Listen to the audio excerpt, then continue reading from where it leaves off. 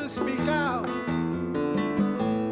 We can tell the truth of what we've seen. We are not liars. Soldiers speak out. We have a duty to all children and to their futures. Soldiers speak out. When you think about how peace manifests and how your work goes, you know, when you hear things like this and hear this stuff going on this weekend, you know, it's enough to just change your mind, I think, a little bit. But I ask more of all of you because we're activists and the organizers. You know, we got to do more. We got to have that manifest into action. And, you know, we have to take action to make sure that that peace exists. And how does that manifest? You know, how does it manifest in your neighborhood? You know, with the neighbors who live around you. How does that manifest in your home? And how you treat the people closest to you, because often those are the people that we abuse the most. And how does that manifest in our hearts and how we treat ourselves? And you know, we got a country where two people that have consented to love each other are afraid to give physical contact to each other, to just hold each other or touch one's shoulder or hold hands, because they're afraid of being physically beaten. And if we can't stop things like that in our own communities, it's very difficult to find a way to fight for peace abroad. So when a group like that comes up here and sings and you know, shares, everywhere I go, everywhere I've gone in the world, people share their culture in a lot of different ways, and you know, they share it with stories and their history, and they share it with the food that they share, and they share it with song and art.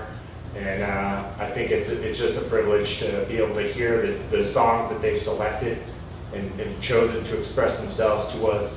And it was really amazing. But you know, I wish they just close this thing out. We should be, you know, right now I'm so motivated to go out and do these Connect the Dots campaigns. I'm itching to get out of here, but thanks for coming in for the closing plenary. And I know it's the same folks up here on stage speaking again. Yeah, I love you all, and everyone deserves to be loved. And listen to the last things that we have to say.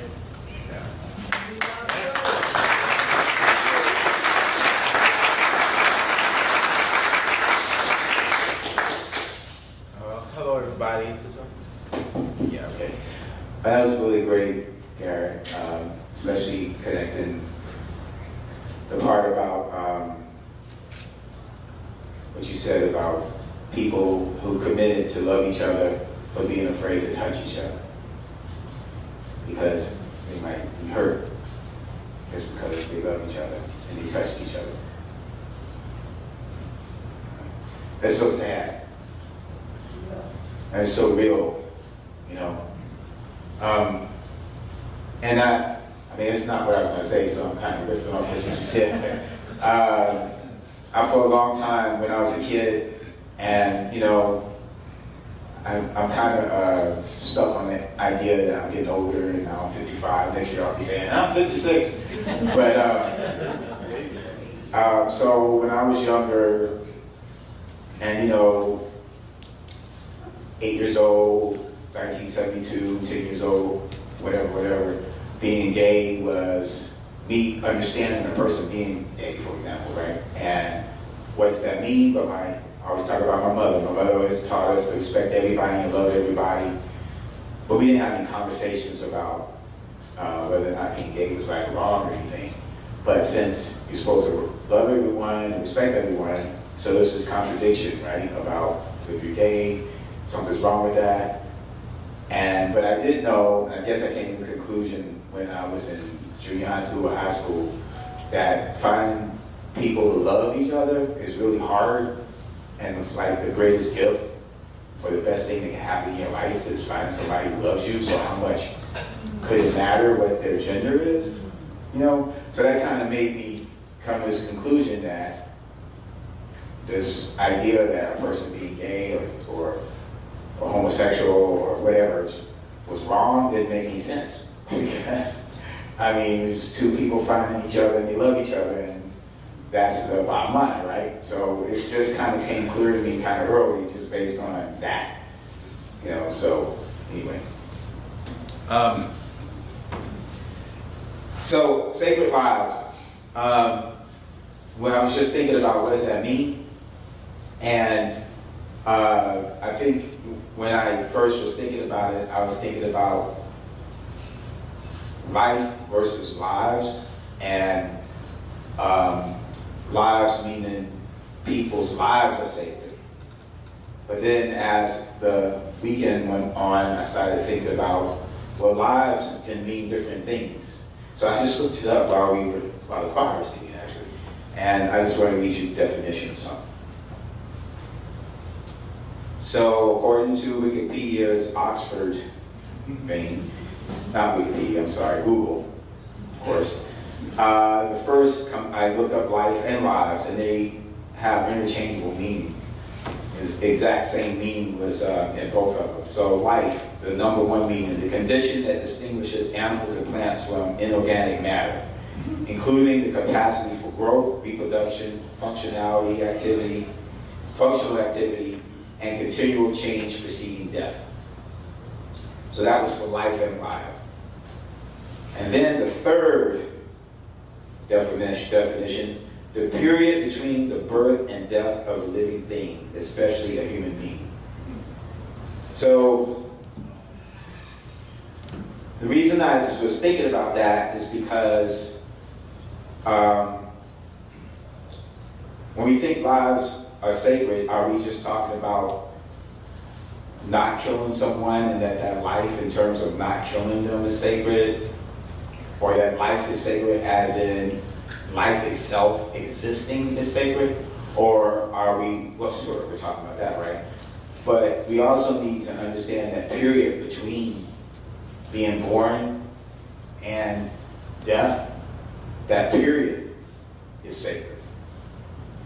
So for me, when I think about, okay, yeah, life itself is sacred, but when I start thinking about that period of time is also sacred, then that means that I have to treat people a certain way in that period of time. Because if it's sacred to me, that means I have to act as if it's sacred. I don't know if that makes sense. Totally. Right. Yeah. So, and so, you know, as a soldier, as a veteran, and I talked the other day about us being death dealers when we were in the military. And the bottom line is we did take people's lives. We took their life, but we took their lives too. We took that period away. And everyone's probably seen This a Wonderful Life, and how Jimmy Stewart was like, I guess he wished he was dead or something, but the angel came and showed him what his life would have been like, not his life, what other people's lives would have been like without him, without that period of time, right? So we also took people's lives have a ripple effect, which is what it was about, right? So we snatched out that ripple. I hadn't really thought about that. But we replaced it with a different ripple, a less active ripple. An empty space.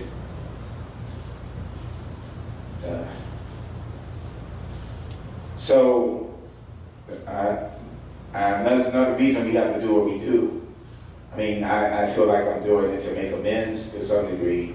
Obviously, I'm also doing it because in order for that space for people to be right, for it to be sacred, I have to fight, I have to struggle so that that space will be sacred, my own space.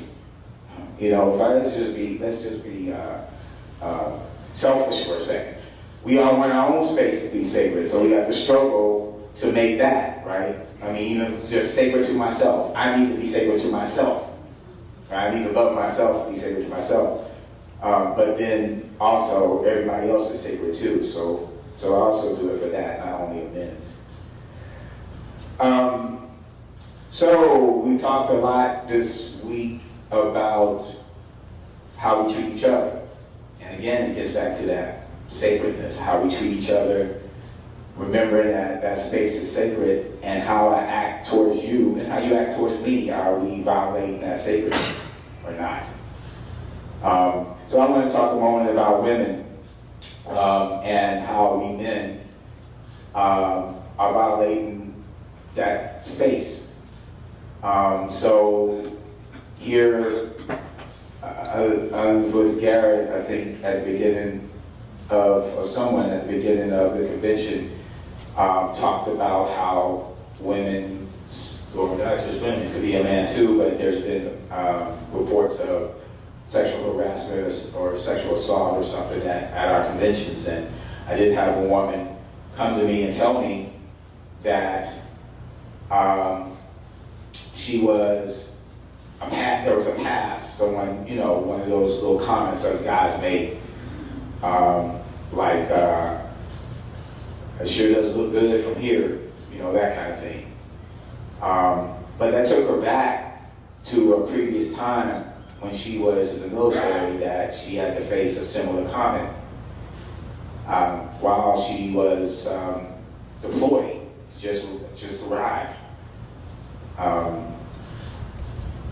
So what I guess what I'm saying is, while it was a violation of that time and space between her death, her life beginning, and whenever that time will be when she dies, when she was on deployment, and then and this is not the place this should be happening, she was taken back there by a comment.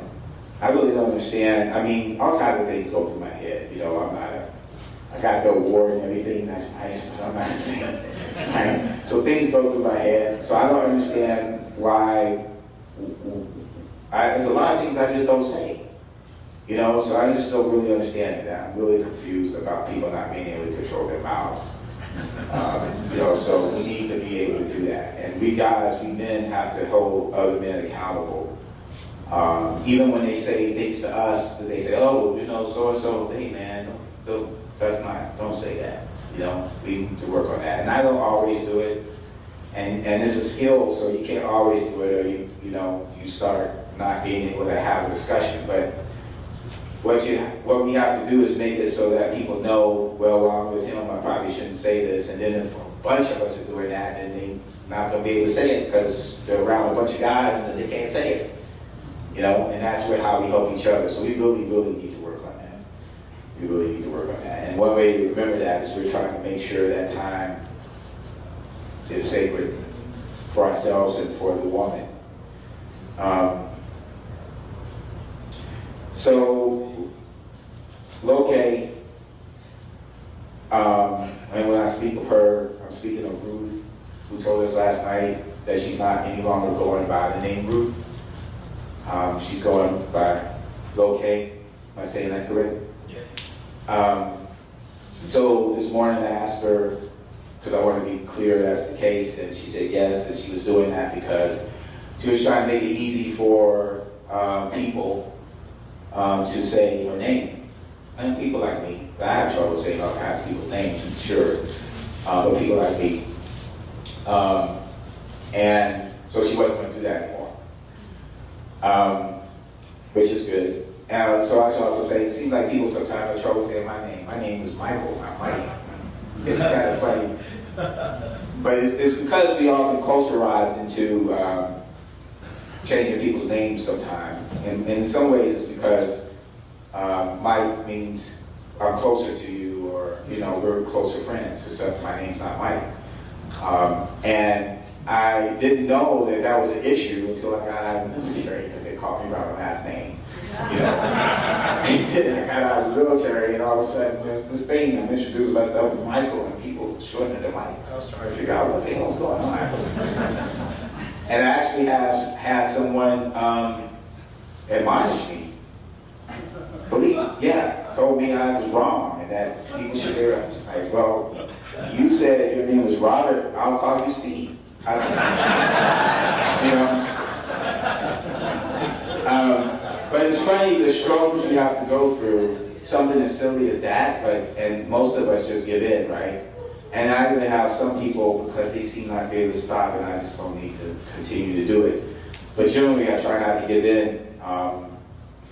And we've been culturalized to do it too. It's not, you know what I'm saying?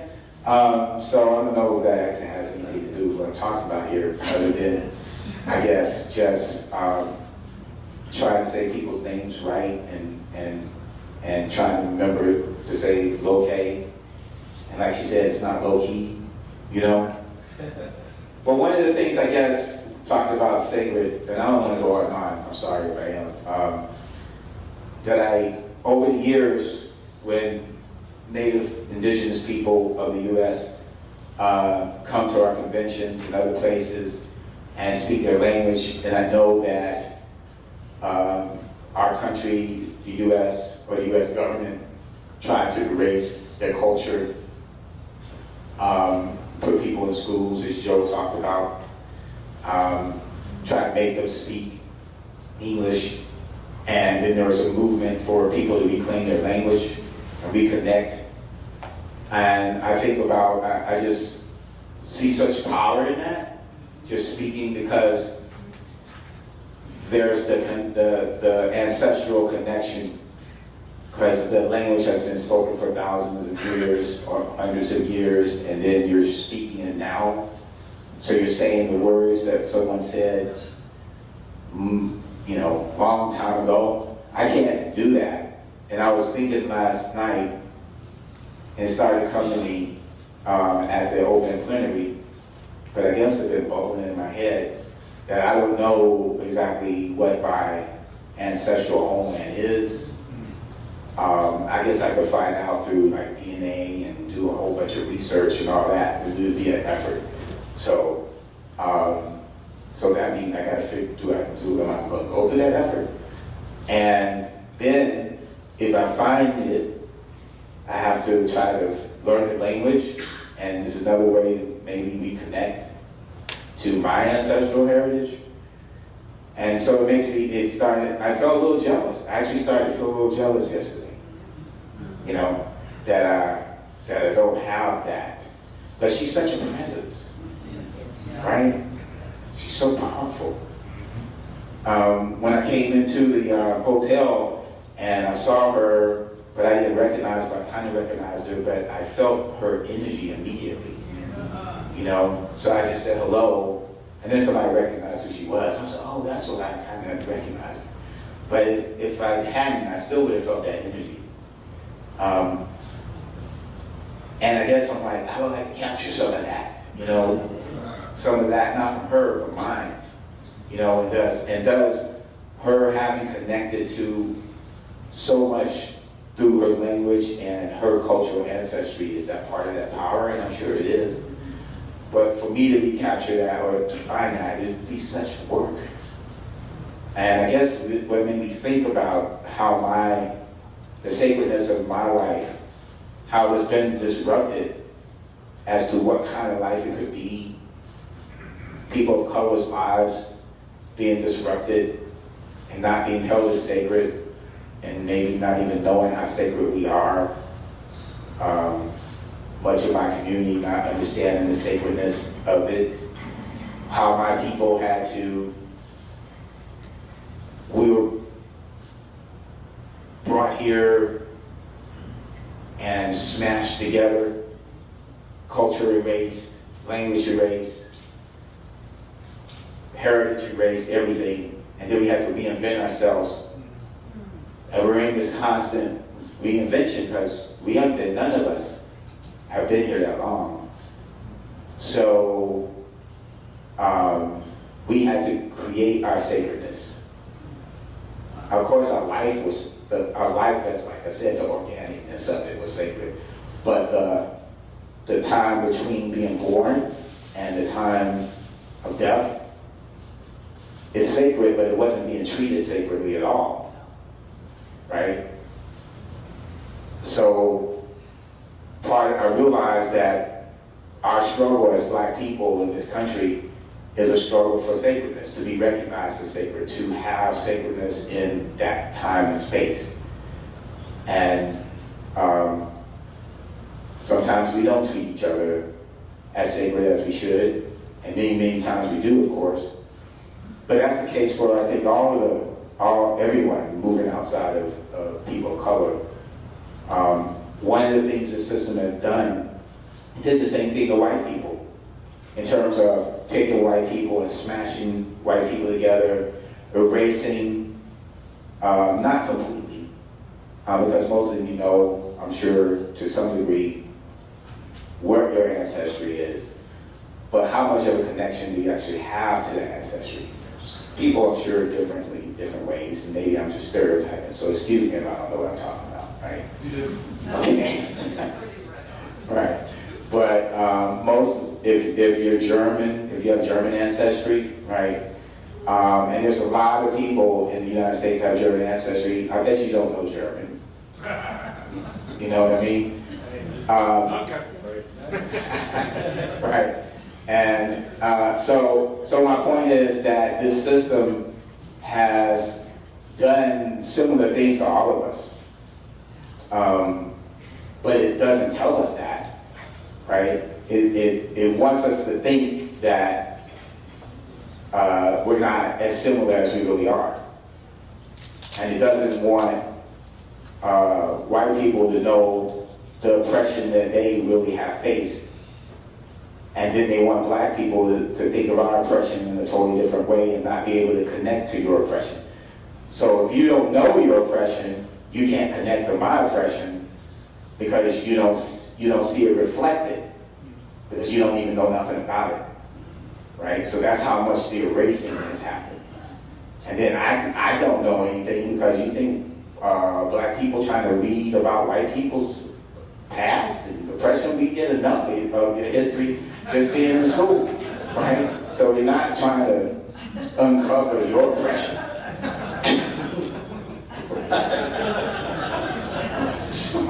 Right, so I guess, again, getting back to the sacredness of our lives from being born to our deaths and how all of us are disconnected from who we are, you know, which disconnects us from each other. And the theme and Ruth Loke made me think about all this. So I guess that's really it. I just wanted to, I know Loke said that we need to take care of women. And the 7 generations. And I guess I want to say this, because I'm working out what does that mean, because I know, as I lastly, somewhat with feminism and the idea of how the system has wanted to keep women in the home, and now I'm working this out, so this might not make any sense, but wanted to keep women in the home, and there was a pushback, and women have been able to be their individual selves, right? Which is what we all need to be. But at the same time, I know there was this period of time where there was kind of looking down on women who wanted to stay home. You know, so there's this tension, right? And also, if I have expressed before, a belief I have is that bringing up children is the most important aspect of our society. But then someone said, well, that diminishes like a woman that can't have a child. And I'm saying, but I want people to understand, it's not about that, it's about bringing up children, whether or not it's a woman or a man.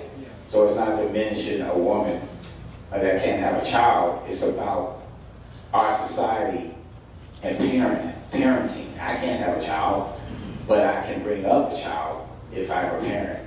So I was just thinking about the 7 generations and the importance of treating women, not diminishing anybody, but life does begin with women.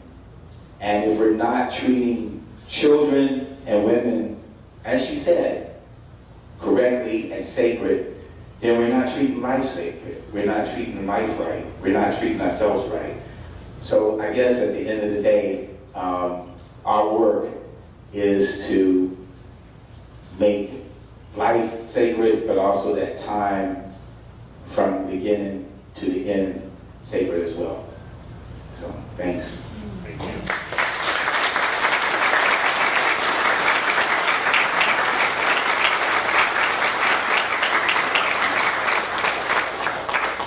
We're gonna have some times, I think, for questions afterwards. Is that okay?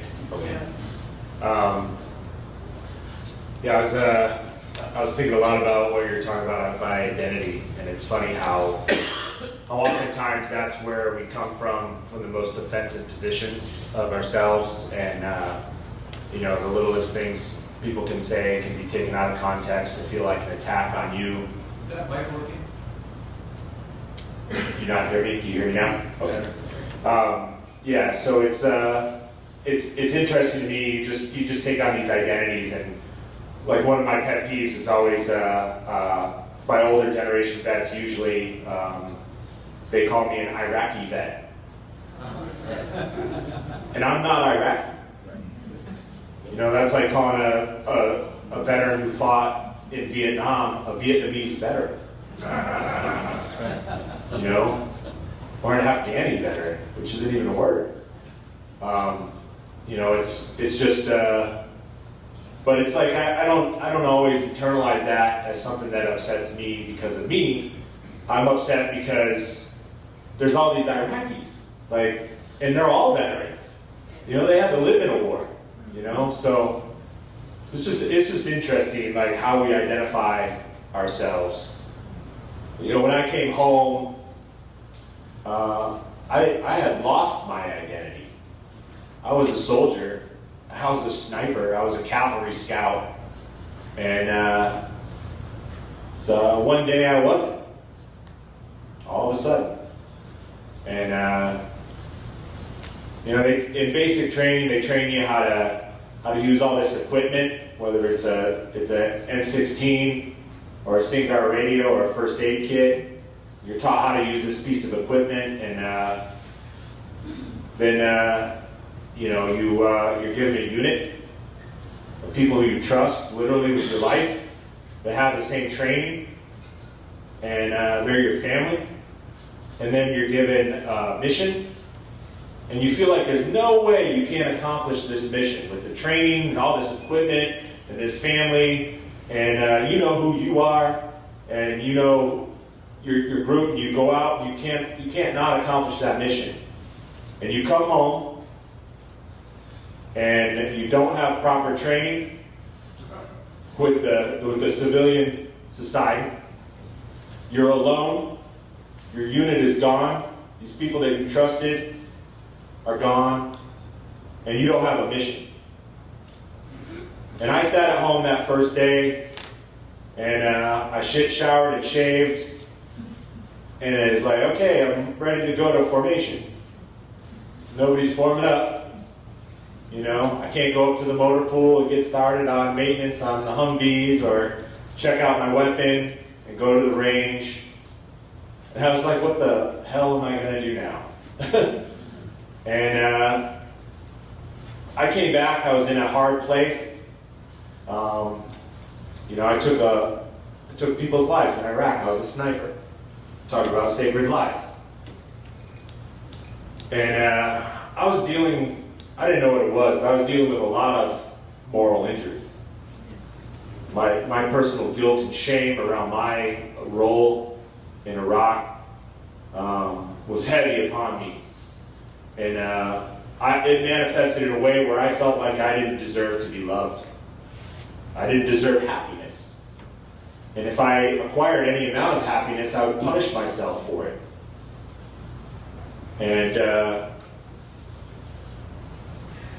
we used to, you know, we were stationed in Germany. Ben was with me. We were stationed in Germany, in Vilseck, and when we weren't training, which was often and always, or we weren't deployed somewhere, It seemed like always. We were visiting different German towns.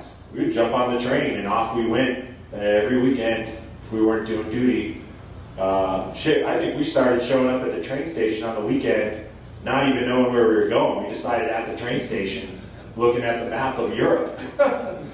And we always ended up in these German towns, and they always had castles with moats around them. Most of the moats were turned into like jogging paths and parks and playgrounds, festival areas for Oktoberfest and other things. But at night they're pretty quiet. And we were in this stage where we were finding mushrooms from a local head shop, and we weren't.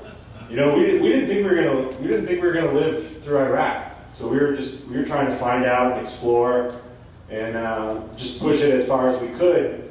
But late at night, we always ended up in these boats, talking and in the dark, hanging around on the children's playground and just talking about war and life and everything else. And we were just so comfortable down there. You know, we were away from people, and we just felt like monsters anyway. So it's like, this is a great spot. Let's sit in a castle mode, you know, talk about stuff. When I came home, I felt all that same weirdness and uncomfortable thoughts, and I definitely felt like a monster.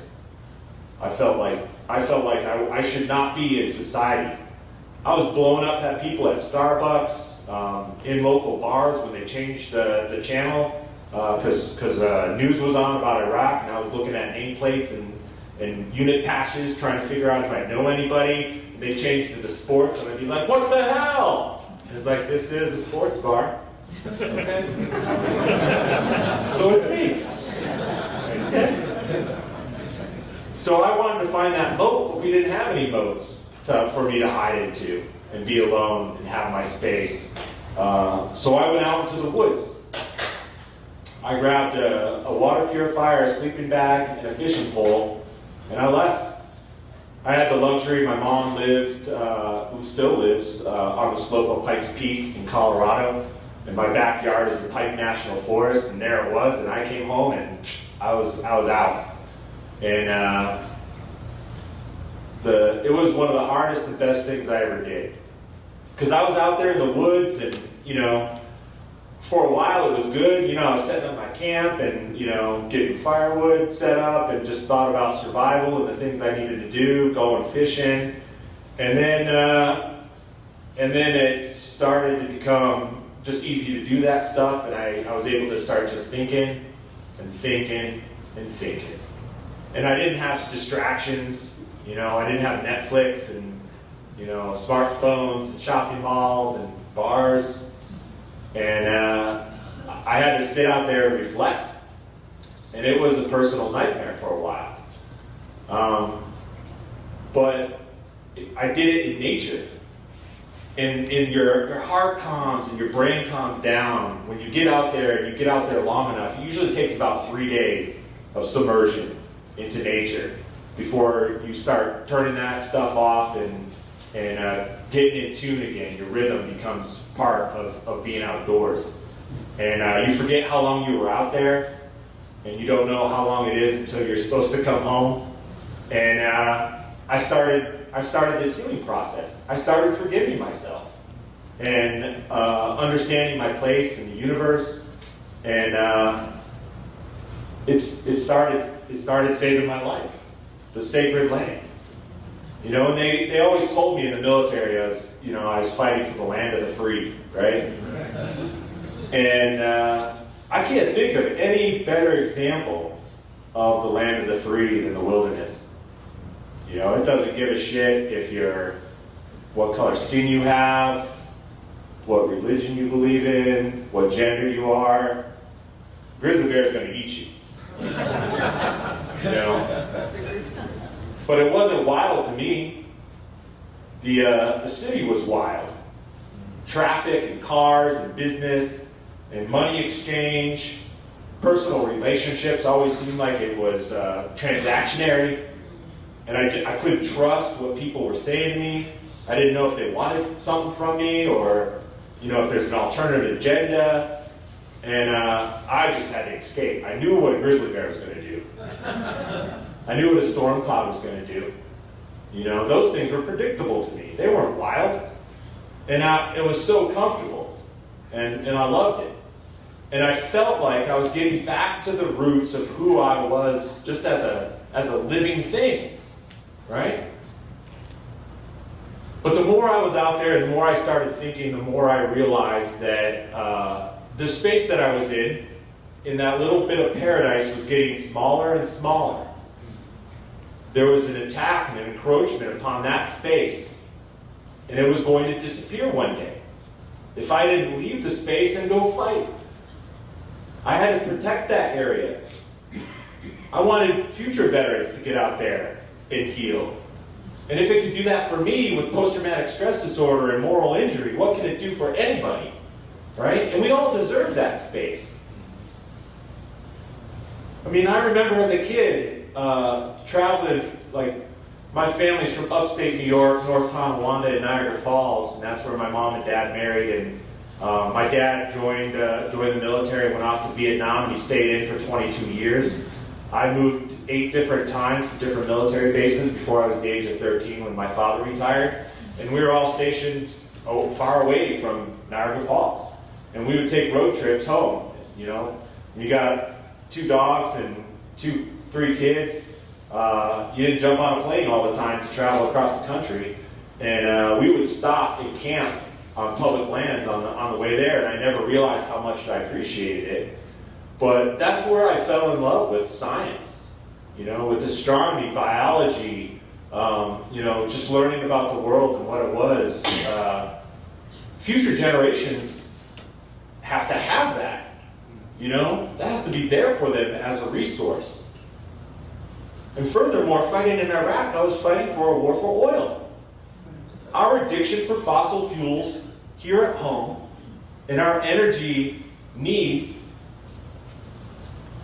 was forcing soldiers to go fight and die in Iraq and kill other people. And that just didn't sit well with me. And the more I came into Iraq Veterans Against the War and Veterans for Peace and started working for this, the more I realized is there's these root causes for war in our society that need to be addressed to end war.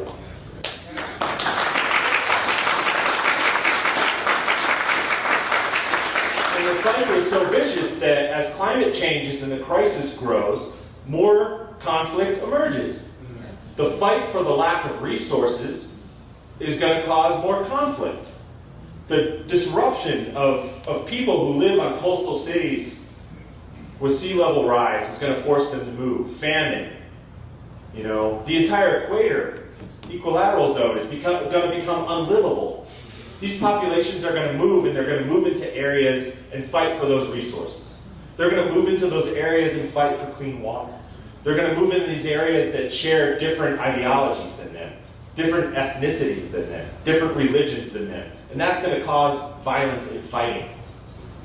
If you could prevent and stop climate change, you are working for peace.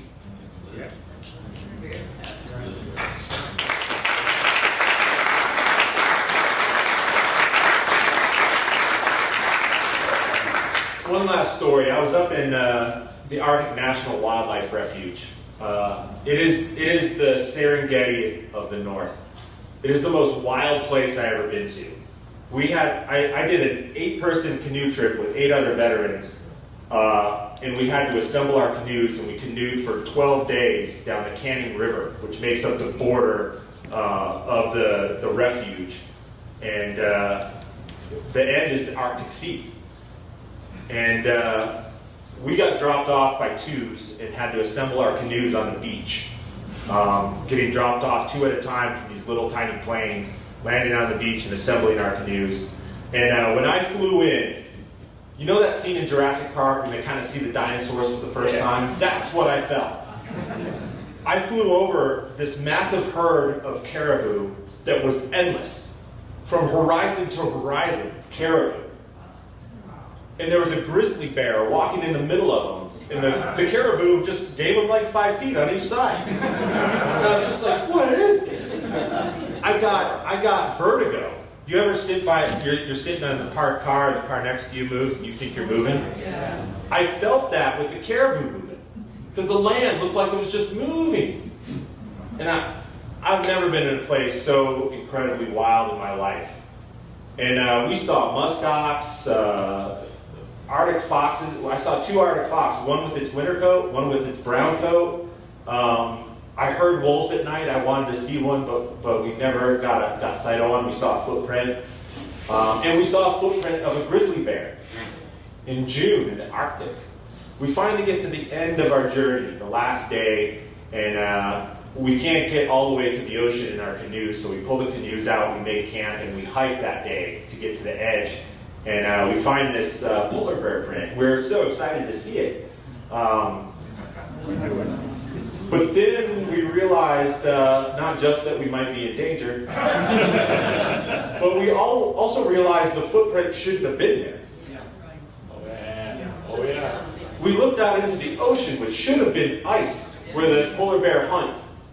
And it had depleted so badly that there was no more ice. At that time of year, there should have been a field of ice. And we looked at the footprint, and then we looked across the Canning River. And there were lights and smokestacks. And we were like, what is that? Later we found out it was an Exxon Valdez drilling plant. And it was a drilling city. It's so active, and there's so many people working there on a daily basis. There's daily flights from Fairbanks to that little center. And there were explosions. At night, we heard explosions. We were like, what the hell is that? And they were doing seismic explosions, looking like testing for oil. And we're dealing with this climate change that's killing these polar bears, and now it's in their own backyard. Like, they live in the actual shadow of the thing that's killing them now. And I just couldn't believe it. You know, this is what we're doing to our planet. And we're just hungry for this fossil fuel. And if Veterans for Peace can help get motivated, you know, I think this is just an important campaign we got to take part of. Because there's 2 things just going to...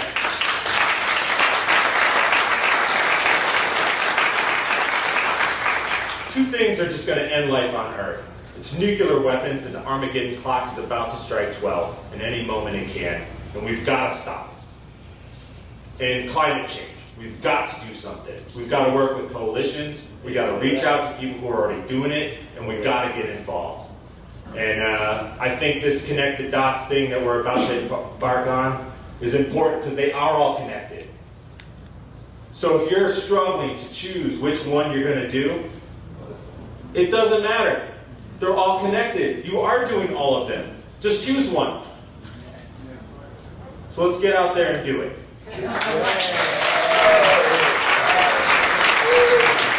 Soldiers, speak out. We can tell the truth of what we've seen. We are not liars. Soldiers, speak out. We have a duty to all children and to their future.